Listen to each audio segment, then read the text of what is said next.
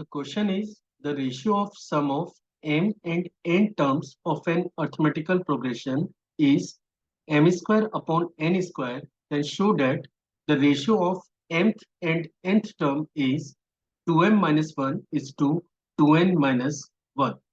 So let's see how we are going to solve the given problem. तो चलिए शुरू करते हैं। देखिए सबसे पहले मैं क्वेश्चन के पार्ट को एक बार आपको एक्सप्लेन कर देता हूँ कि ये क्वेश्चन क्या है। आपको एक अर्थमेटिकल प्रोग्रेशन गिवन है और आपको साथ में ये भी दे रखा है कि अगर आप इसके m टर्म्स का सम निकालें और उसके बाद अगर आप n टर्म्स का सम निकालें और in case you are taking the ratio of these two terms, तो ये जो रेशियो है ये m square is to n square के बराबर है। ये तो हो गया क्वेश्चन का पार्ट। अब आपको जो पार्ट प्रूफ करना है उस पे चलते हैं। आपको ये प्रूफ करना है कि इस सीरीज के mthवां टर्म और nthवें टर्म का अगर आप रेशियो निकालते हैं तो ये value 2m minus one is to 2n minus one के बराबर आएगी।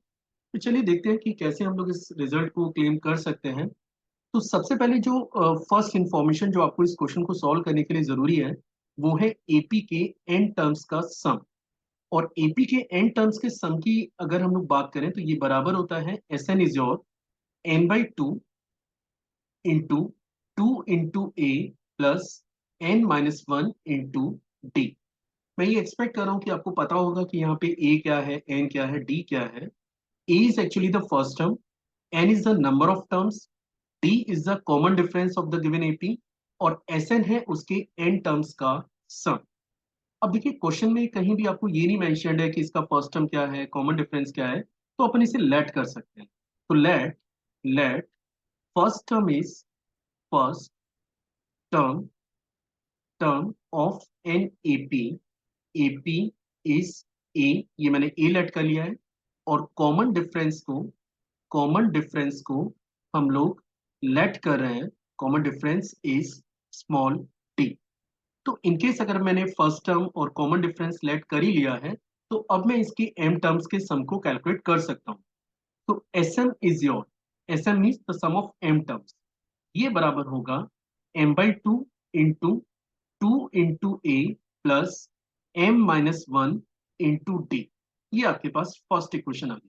इसके बाद आपको एन टर्म्स का सम निकालना है जो कि बराबर होगा N by two into two A plus N minus one into D. और ये आपके पास है सेकेंड इक्वेशन। क्वेश्चन में आपको दे रखा है कि इनकेस अगर आप इन दोनों क्वांटिटीज का रेशियो निकालते हैं तो ये रेशियो आपका बराबर है M square upon N square के। तो चलिए दोनों का रेशियो ले लेते हैं। इनकेस अगर मैं दोनों क्वांटिटी का रेशियो निकालता हूं तो लेफ्ट में आपको मिलेगा M by two into two A plus M minus one into D divided by N by two into two A plus N minus one into D. और ये डाटा हमारे पास बराबर है M square upon N square की, जैसा कि question में गिवन है। अब चलिए इसको थोड़ा सा फर्दर सिंप्लीफाई कर लेते हैं। तो आप देख सकते हैं कि यहाँ पे पहले तो टू से टू कैंसिल हो रहा है। ये m से आप m काट सकते हैं और ये n से ये वाला n आपका कैंसिल हो गया। तो आफ्टर कैंसिलेशन जो डाटा आपके पास लेफ्ट आउट है, अगर इसको मैं लिखूं तो ये बनेगा two A plus M minus one into D divided by two A plus N minus one into D. और this is equal to m upon n. अब बात करते हैं कि क्वेश्चन में जो स्टेटमेंट हमें प्रूव करना है वो क्या है। उसने आपको बोला है कि सेम एपी का अगर आप mthवां टर्म निकालते हैं और nthवां टर्म निकालते हैं और उसका रेशियो अगर आप लेते हैं तो आपको प्रूव करना है कि ये ratio two M minus one is to two N minus one के रेशियो के बराबर आएगा। अब देखिए एपी का mthवां टर्म अगर आपको निकालना है तो जनरल फॉर्मूला हमारे पास क्या होता है। जैसे मान के चलिए अगर मैं किसी एपी के pthवें टर्म को कैलकुलेट कर रहा हूं तो मैं इसको अगर टीपी से रिप्रेजेंट करूं तो ये बराबर होता है a plus p minus one into d के। तो इनकेस अगर मैं टीपी निकाल रहा हूँ, टी एम सॉरी निकाल रहा हूँ, एम mth टर्म की वैल्यू निकालूंगा तो ये बनेगा a plus M minus one into d. In case अगर मैं nthवें टर्म की वैल्यू निकालूंगा तो ये बनेगा ए प्लस के n minus one into D. और मुझे प्रूफ करना है, टू प्रूव जो स्टेटमेंट हमें प्रूव करना है वो ये है कि a plus M minus one into D divided by a plus N minus one into D. और वी हैव टू प्रूव कि this is equal to two M minus one over two N minus one. Finally ये statement मुझे prove करना है। तो again हम लोग start करते हैं। देखिए ये स्टेटमेंट तक हम लोग पहुंच चुके हैं और मुझे गिवन स्टेटमेंट से ये वाला स्टेटमेंट फाइनली प्रूफ करना है। तो देखते हैं कि हम लोग इस स्टेटमेंट से जो फाइनल रिजल्ट है वो कैसे जनरेट कर सकते हैं। तो देखिए, इसके लिए हम लोग कर क्या रहे हैं कि मैं कुछ यहाँ पे चेंजेस करूंगा, और इस प्रोसेस में हम कर ये रहे हैं कि ये जो टर्म आपको नजर आ रहा है m-1, मैं इसको रिप्लेस करने जा रहा हूँ। हम लोग इसे रिप्लेस करने जा रहे हैं 2 टाइम्स ऑफ p-1 से। अब इससे बेनिफिट क्या होगा उसके लिए थोड़ा सा आपको वेट करना पड़ेगा। और ये जो n-1 है इसको मैं रिप्लेस करने जा रहा हूँ, that is 2 times of q-1 से। बी केयरफुल, अगर आपने जो रिप्लेसमेंट लेफ्ट में किया है वो सेम रिप्लेसमेंट आपको राइट में भी करना पड़ेगा।